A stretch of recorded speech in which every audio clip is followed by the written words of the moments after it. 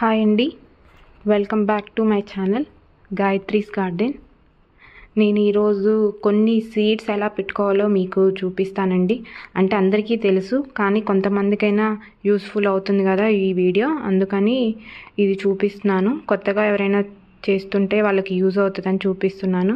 కొన్ని విత్తనాలు అయితే నానబెడుతున్నానండి. మనకి ఏంటంటే మనము నానబెట్టుకోవడం వల్ల మనకి జర్మినేషన్ అనేది కొంచెం ఫాస్ట్గా ఉంటుంది.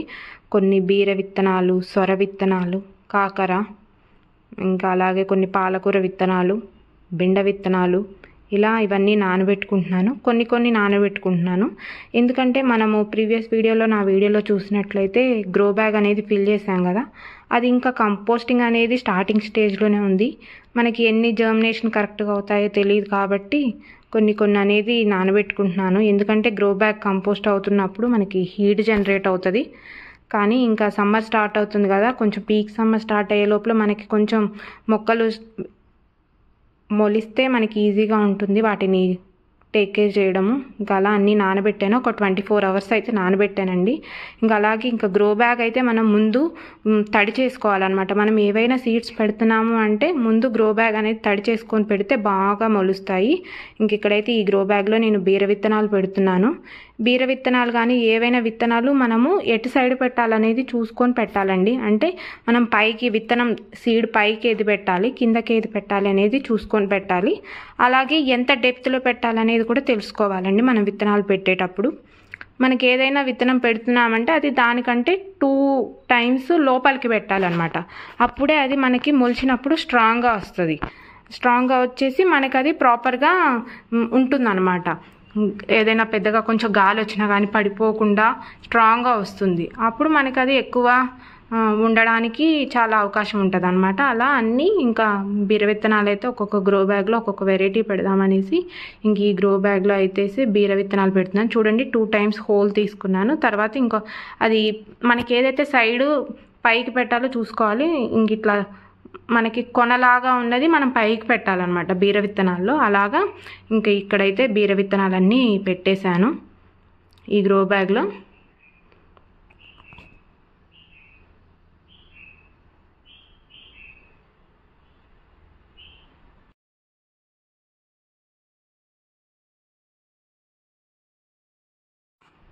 ఇంకా నెక్స్ట్ వచ్చేసి సొర విత్తనాలు పెడుతున్నానండి. సొర విత్తనాలు కూడా చూడండి మీరు, నేను చూపిస్తాను. ఇలా కోన్గా వైట్గా మనకు కనిపిస్తుంది కదా, కెమెరాలో ఫోకస్ అవుతుందో లేదో, అలా వైట్గా ఉన్న సైడ్ పైకి పెట్టుకుంటే ఏంటంటే మనకి జర్మినేషన్ అనేది ఫాస్ట్గా ఉంటుంది. అలా ఇవి కూడా అంతేనండి, కొంచెం డెప్త్గా పెట్టుకోవాలి. ఇంకోండి ఇలా పైకి వైట్గా ఉన్నది పైకి పెట్టుకున్నట్లయితే మనకి కొంచెం జర్మినేషన్ అనేది ఫాస్ట్గా ఉంటుంది. లేదు మనం ఇలా రివర్స్లో పెట్టాము అంటే, ఉల్టా పెట్టేసాము అంటే అది ఇట్లా మొలవడానికి చాలా కష్టమైపోతుంది అండి. అందుకని మనం చూసుకొని పెట్టుకోవాలి. ఇది కూడా అంతే, కొంచెం డెప్త్గా పెట్టుకుంటే ఏంటంటే మనకి స్ట్రాంగ్గా సీడ్ జర్మినేషన్ స్టార్ట్ అవుతుంది. మనకి అప్పుడు అది సర్వైవ్ అవ్వడానికి ఛాన్సెస్ అనేవి ఎక్కువగా ఉంటాయి అన్నమాట. అలా ఇంకా సొర విత్తనాలు కూడా అన్నీ ఒక గ్రో బ్యాగ్లో పెట్టేశాను. ఒక్కొక్క గ్రో బ్యాగ్లో ఒక్కొక్క వెరైటీ పెడదామనేసి పెడుతున్నానండి. యాక్చువల్లీ ఫస్ట్ ఆకుకూరల సీడ్స్ అయితే పెట్టుకోవాలి, కానీ నా దగ్గర ఆకుకూర విత్తనాలు ఎక్కువగా లేకపోవడం వల్ల ఇంకా నేనైతే నా దగ్గర ఉన్న విత్తనాలతో స్టార్ట్ చేశాను. మీరైతే ఫస్ట్ ఎవరైనా కొత్తగా గ్రో బ్యాగ్ కానీ టబ్ కానీ ఇట్లా లేయర్ మెథడ్స్లో కానీ డ్రై లీవ్స్తో ఫిల్ చేసినట్టు అయితే ముందు ఆకుకూర విత్తనాలు వేసుకోండి. సో దట్ మనకి ఆకుకూరలు హార్వెస్ట్ అయిపోయే లోపల అదంతా కింద కంపోస్ట్ అవుతుంది. కాబట్టి మనకి తర్వాత కూరగాయల విత్తనాలు పెట్టుకుంటే ఇంకా ఈజీగా మనకి జర్మినేషన్ ఉంటుంది. మనము మంచిగా అప్పటికి మొత్తము కంపోస్ట్ రెడీ అవుతుంది కాబట్టి మనము ఇంకా కూరగాయలు పెంచుకోవడానికి బాగుంటుంది. కానీ నా దగ్గర ఇప్పుడు అయితే లేవు, అందుకనే ఇంకా నేనైతే ఇవి పెడుతున్నాను. ఈ గ్రో బ్యాగుల్లో సాయిల్ కూడా ఎక్కువ లేకపోవడం వల్ల అది ఎక్కడ హోల్ చేసినా సరే ఆకులే తగులుతున్నాయి. అందుకని చూసి పెడుతున్నాను అనమాట. ఎక్కడ ఎలా పెట్టాలి, ఎక్కడ మట్టి ఉంది అనేసి చూసి ఇంకా అలా సొర విత్తనాలన్నీ ఇంకా పెట్టేశాను. నెక్స్ట్ వచ్చేసి ఇవి కాకర పెడుతున్నాను. కాకర కూడా అంతే. మీకు ఎప్పుడైనా డౌట్ వచ్చిందంటే ఎటు పెట్టాలి అనేది కొంచెం ఫ్లాట్గా పెట్టేయండి అనమాట. కొంచెం ఫ్లాట్గా పెడితే ఏంటి అంటే అది ఎటు సైడ్ జర్మినేషన్ అవ్వాలి అటు సైడ్ నుంచి జర్మినేషన్ అవుతుంది.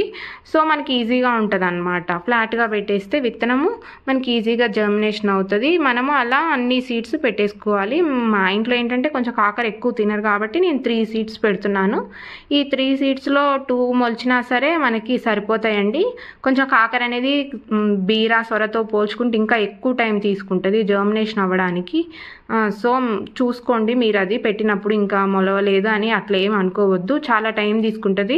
ఒక్కొక్కసారి అప్పుడు మొలవకుండా నెక్స్ట్ సీజన్కి కూడా మొలుస్తాయి కొన్ని సీడ్స్. ఎందుకంటే ఫ్రెష్ సీడ్స్ అనేవి ఒక్కొక్కసారి మనకి మొలవు అనమాట. ఓల్డ్ సీడ్స్ అయినా కానీ మొలవు. అందుకని చూసుకోండి. ఒక్కొక్కసారి ఏంటంటే మనం పెట్టి వదిలేస్తామా అది ఎప్పటికో మొలుస్తాయి అనమాట. ఇంకా అలా ఇంకా ఈ గ్రో బ్యాగ్స్లో అయితే ఇంకా పెట్టేశాను. కాకర విత్తనాలు కూడా పెట్టేశాను. ఇంకా ఇలా మొత్తం పెట్టేశాను. ఇంకా నెక్స్ట్ వచ్చేసి ఇవి బ్లాక్గా ఉన్నవి వచ్చేసి బెండ విత్తనాలండి. ఇంకా ఆ వైట్ కలర్లో ఉన్నవి గోరుచిక్కుడు.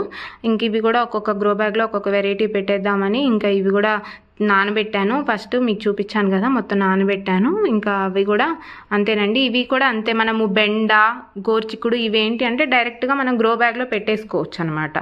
అవి రీపాట్ చేయడం కంటే కూడా మనము డైరెక్ట్గా పెట్టుకుంటే మనకి జర్మినేషన్ బాగుంటుంది. అవే ప్లేస్లో మనకి హైట్ అయిపోయి మనకి కాయలు కాస్తాయి.